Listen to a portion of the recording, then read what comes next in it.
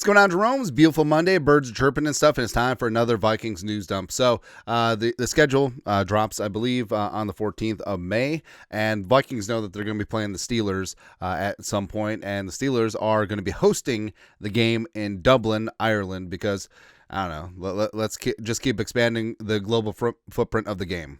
Why not? Now, it would make sense if the Vikings were the opponent for the Steelers in the Dublin game, because Kevin O'Connell, JJ McCarthy, Ryan Kelly, Byron Murphy, very Irish, lots of them, as well as, this is funny, so Thor Nystrom, who's the lead dog in terms of proponents of JJ McCarthy. I'm number 2. Yeah. You point this out. This kid's going to be a king in Dublin. JJ McCarthy, the Minnesota Vikings quarterback, has strong Irish heritage. His Irish roots trace back to his grandfather, who immigrated from Ireland to the United States. The McCarthy surname originates from the Irish noble McCarthy clan of Cork, the CCC. Clan of Cork County, CCC. His family's connection to Ireland and their subsequent journey to America are part of JJ's personal history. I don't know if any of this is true. It sounds really good, though, right? So we got that going on. And also, Andrew Filipponi, beat writer for the, radio. Someone in Pittsburgh. Source, Steelers will host the Vikings Ireland on September 28th, which would be week 4, not the Packers, contrary to popular belief. So the Vikings could have another early season excursion over to Europe. Thankfully, it seems like Kevin O'Connell and the health and medical department, they're very good. They're very good with the international travel and everything. But also, this could mean either the Vikings don't get a bye after week 4, or they're having a bye week 5. And we're not a big fan of the early bye, but I guess we'll see what happens. And with the NFL schedule release, there'll be leaks between now and the 14th, so we'll probably find out very soon. Also, NFL Nerd, who's a schedule aficionado, he's a really fun follow. It's possible the Vikings end up playing back-to-back games overseas this season. Week 4, Steelers Dublin. Week 5, Browns Tottenham. I'd hate it. It would be nice that 2 road games are neutral site, and the Vikings have had extended success over in Europe, but also, so the Vikings teams do travel to England a bunch of ways. Some travel for the whole week, some travel for a couple of days and then come right back. The Vikings, that's what they did last trip, and the problem would be is if the Vikings go over there, stay over there, their bodies would acclimate to the time change, right? And then coming back. Ideally, the Vikings have a bye week 6 then, even though, like we said, we're not a fan of the early bye. But then, getting that clock back, because it's a big difference between going to England for 3 days, 72 hours like the Vikings have done, versus 10 days, with all this travel. So I don't know. Logistically, hopefully it's not the case, because what the hell are we, the Jaguars? Why are we playing multiple games over in the UK? It'd be stupid. It'd be ridiculous. But as we said, having 2 road games as neutral site on top of 9 home games would be kind of nice. Also, kind of nice. Speaking of Pittsburgh, the 2026 NFL Draft is going to be in Pittsburgh. Now, I'm not overly a fan of the draft tour. Like, it's kind of cool in a few cities, but I feel like not every city deserves a draft, a.k.a. Detroit and Green Bay the last 2 years. Also, there's zero chance that the NFL is going to give Minneapolis the draft, right? Even though they've done every city in the NFC North so far. It's whatever. But long story longer, Mark Maskey, beat writer for Commies.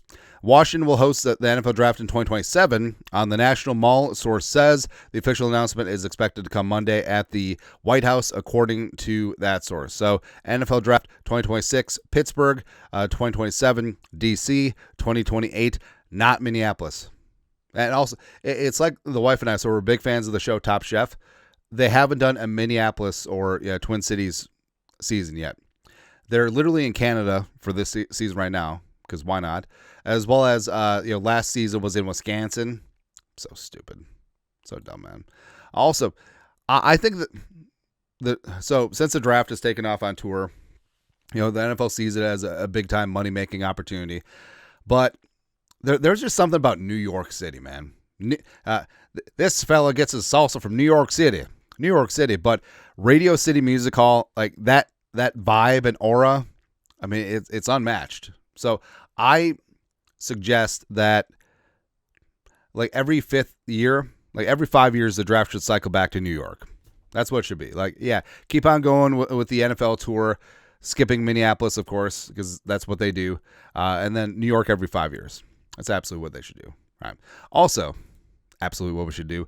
Oscar Piastri just dominated the Miami F1 event over the weekend, and he and JJ McCarthy. So for years, we always called Justin Jefferson JJ. It's really getting tough to break that. Yes, he's Jets. Yes, he's whatever. But Justin Jefferson, who's been down there doing some media work at the F1 event, he made a wager with Oscar. I was like, hey, you win, you hit the Griddy. And he won, dominated, hit the Griddy at the end. Jets, Oscar, let's go, at Oscar Piastri. Good times, man. The Griddy was not very good. Like, it was Mike Gesicki levels of Griddy. Also, so Justin Jefferson did not create the Griddy. La Griddy did. But Justin Jefferson definitely turned it into a worldwide phenomenon. I love that La Griddy is getting so much mileage out of this because of Justin Jefferson. It's great, man. Like, he created it. Almost did it again. Justin Jefferson turned it into what it is. It's awesome, man. It's good to see. Also, like I said, Jefferson down there doing the rounds, doing some media, and he had I think it was Australian driver, an Asian Australian driver, which I love. Try American snacks, so they're like trying Pop-Tarts and stuff like that, and just like stuff my kids like. Funyuns. He was on board with Funyuns, and Jefferson loves the Funyuns as well. I don't really get it. Yeah, but so my kids love the Funyuns. So my kids are weird. So my daughter, she's kind of a picky eater. Like, she likes normal kid stuff like, ramen, Funyuns, all that stuff. But she loves pork rinds. She loves calamari in all iterations. She's tried sushi. She likes it. She loves crab legs. She likes salmon. But she will not eat white rice. I don't get it. I don't know how that works with the sushi either, but it's different. I don't know. Kids are kind of weird.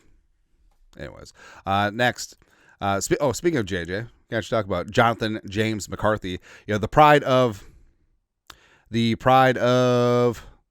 McCarthy clan of Cork County, which I feel like if there's a spinoff of Peaky Blinders, they should just head to Ireland from Birmingham and just do that.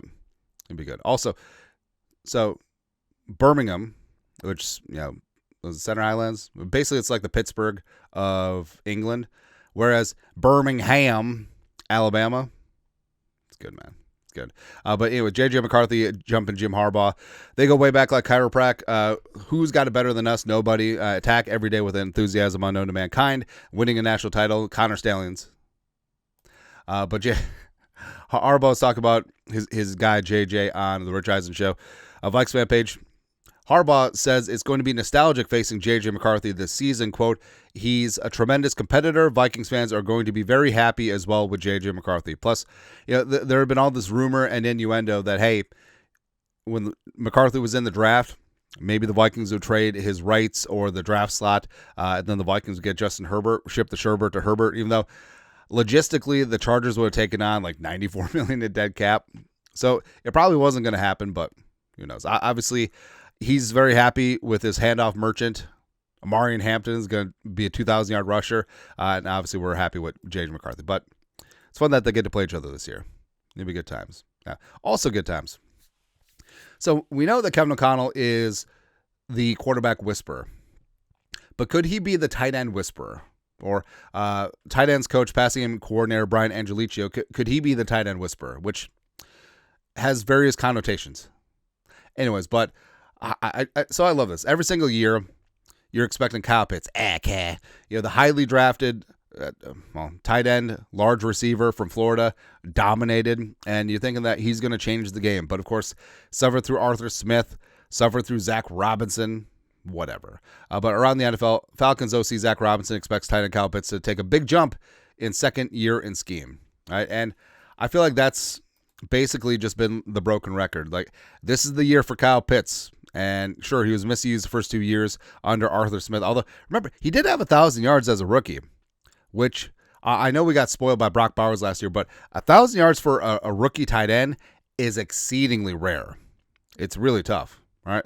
And every single year, his touchdowns have gone up, but it's just hasn't been there, right? But with Pitts, maybe eventually they give up on Pitts, and maybe the Vikings decide not to extend T.J. Hawkinson.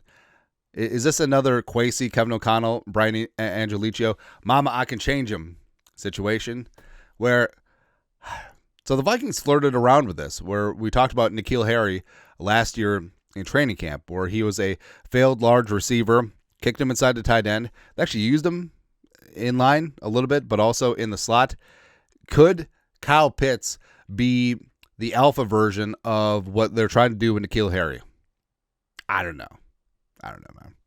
Something I do know is that the Golden State Warriors, 7 seed, upset the 2 seed Houston Rockets, who were the most nondescript 2 seed in NBA history. But that means that the 6 seed Timberwolves will be hosting the 7 seed Golden State Warriors in the second round of the playoffs, which is glorious because that means that the Wolves have home court advantage.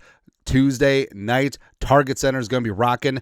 Jimmy Butler back in the friendly confines. We after that ass, Jimmy.